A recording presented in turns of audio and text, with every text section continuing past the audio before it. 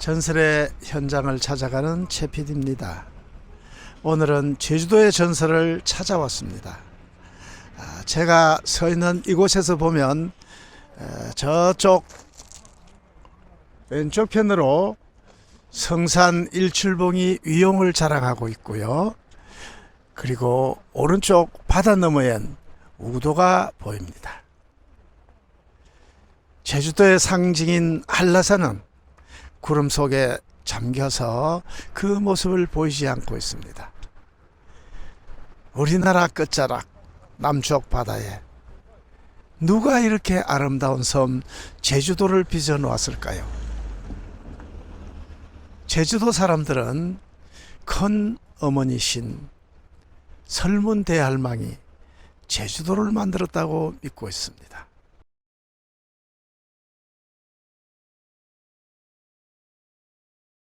아득한 옛날, 이 세상은 캄캄한 어둠 속에 잠겨 있었다.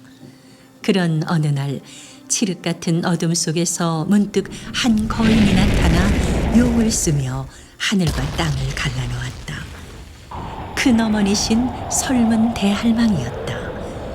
하늘과 땅이 갈라지던 날 사방팔방에서 불기둥이 치솟고 화산이 폭발하며 용암이 흘러내렸다. 설문 대할망은 바닷물로 불을 끄고 치마폭에 화산재와 돌덩이들을 담아 바다 가운데 아름다운 섬 제주도를 만들었다. 그리고 바닷속에서 흙을 퍼내어 섬 가운데 우뚝 솟은 한라산도 만들었다. 그때 터진 치마 구멍으로 흘러내린 흙들이 여기저기 쌓여 360여 개의 오름들이 생겼다. 고된 작업을 마친 후 설문대 할망은 잠시 눈을 붙이고 쉬고 싶었다. 어디 베개가 될 만한 곳이 없을까? 옳지, 저 한라산을 베고 누우면 되겠구나. 그러나 꼭대기가 뾰족해서 눕기가 불편했다. 할망은 손으로 한라산 봉우리를 툭 쳐서 눕기 좋게 만들었다. 그때 잘려나간 봉우리가 서귀포에 떨어져 삼방산이 되었고 움푹 패인 한라산 꼭대기는 백록담이 되었다. 할망은 한라산을 베개 삼아 편안히 누워 바닷물에 발을 담그고 물장구치기를 무척 좋아했다. 그럴 때면 제주섬엔 큰 파도가 일었다. 소변이 마려워진 할망은 한 발은 성산포에 또 한 발은 식산봉에 디디고 오줌을 누웠는데 그 오줌발이 억지나 세던지 섬 한쪽이 떨어졌나봐 우도가 생겨났고 지금도 성산포 일대의 파도가 거센 것은 그 오줌발 영향이라고 한다. 할망의 부드러운 살 위에 농부들은 부지런히 밭을 갈았고 할망의 머리털은 풀이 되고 나무가 돼 꽃이 피고 과일이 열리니 나무와 새들이 날아들고 사슴이 뛰놀며 말들이 풀을 뜯었다.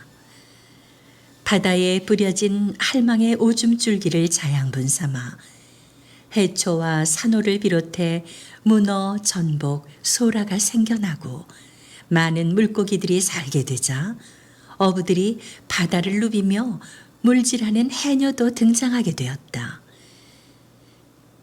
할망은 옷이 한 벌뿐이어서 매일매일 빨래를 해야 했다. 그럴 때면 백록담을 깔고 앉아 왼발은 관탈섬에 오른발은 지규도에 걸치고 일출봉 분화구를 빨래통 삼아 우도를 빨래판 삼아 옷을 빨았다. 일출봉 등경석에 불을 밝혀놓고 어두워질 때까지 빨래를 하기도 했는데 그 불을 등대 삼아 어부들은 어두운 밤에도 바닷길을 잃지 않고 무사히 돌아올 수 있었다. 그러던 어느 날 설문 대할망에게도 애인이 생겼다. 탐나국이 살기 좋다는 소문을 듣고 타지에서 배를 타고 온 하루방이었다.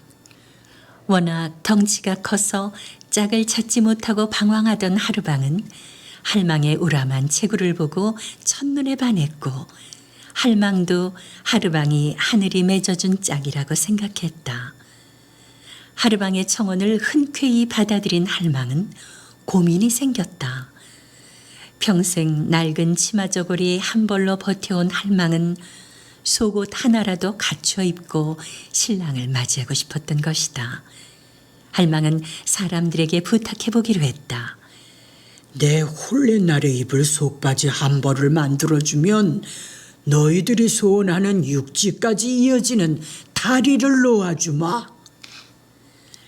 그 말을 듣고 제주 사람들은 기뻐하며 할망의 옷을 지을 명주 옷감 100동을 마련하기 위해 밤낮 없이 뛰었다. 그러나 전 주민이 동원돼 섬 안의 모든 명주를 다 모았으나 99동밖에 되지 않았다. 결국 명주 한 동이 모자라서 속바지는 완성되지 못했고 실망한 할망도 다리 놓기를 포기하고 말아 제주도는 영원한 북박이 섬으로 남게 되었다. 할망은 비록 호치마를 걸치고 신랑을 맞았지만 그래도 하르방과의 신혼생활이 얼마나 행복했던지 아들을 무려 500명이나 낳았다. 아이들은 모두 부모를 닮아 덩치가 컸고 먹성도 좋아 닥치는 대로 먹어치웠다. 할망이 몰아온 수십 마리의 멧돼지들이 한 끼 식사거리도 되지 않았고 하르방이 바다에 나가 힘들게 잡아온 대왕고래도 순식간에 없어졌다. 할망과 하르방으로서도 500명이나 되는 자식들의 양식을 대느라 등골이 휘었다. 게다가 제주도에 지독한 흉년이 들어 양식 구하기가 더욱 힘들어졌다. 여보, 이러다 우리 식구 모두 굶어 죽게 생겼어. 한 입이라도 줄이는 게 낫지 않겠소. 나는 고향으로 돌아갈 터이니 할망이 수고 좀 해주구려. 하르방은 눈물을 흘리며 쓸쓸히 떠나갔다. 이제 양식도 바닥이 났다. 할망은 마지막 남은 곡식을 탈탈 털어 가마솥에 불을 지피고 죽을 끓였다.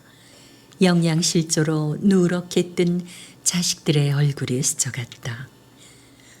못난 어미 탓에 생떼 같은 내 자식들 다 굶어 죽게 생겼으니 이 일을 어쩌면 좋단 말인가. 할망의 눈에선 눈물이 하염없이 흘러내렸다. 아이들이 돌아왔을 땐 가마솥 안에 죽이 한가득 끓고 있었다. 허기진 아이들은 너도나도 달려들어 죽을 퍼먹기 시작했다. 다들 먹는데 정신이 팔려 어머니가 보이지 않는 것도 몰랐다. 뒤늦게 돌아온 막내가 어머니를 찾았다. 엄니는? 우리 죽을 쏘놓고 또 양식을 구하러 가셨나 봐. 어서 죽 먹어. 오늘 죽은 정말 맛있어. 형들의 말을 듣고 국자로 죽을 뜨렸던 막내는 밑바닥에서 드러나는 사람의 뼈를 발견하고 소스라치게 놀랐다. 그건 자식들을 위해 몸을 바친 할망의 뼈였다. 엄니.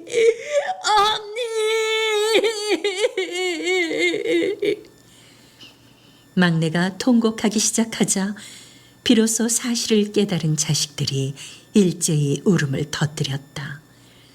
막내는 어머니의 육신을 먹은 형들을 도저히 용서할 수 없다며 집을 뛰쳐나가 고살리 옆바다 차귀섬에서 몇 날 며칠을 홀로 울던 막내는 슬픔에 겨워 그만 바위로 변하고 말았는데 사람들은 그 바위를 장군 바위라고 불렀다. 어머니를 부르며 오열하던 형들도 모두 바위가 되었으니 바로 500장군 바위라 부르는 영실기암이다. 이들이 흘린 피눈물이 땅으로 스며들어 철쭉꽃이 되어 봄이 되면 한라산 기슭을 붉게 물들인다고 한다.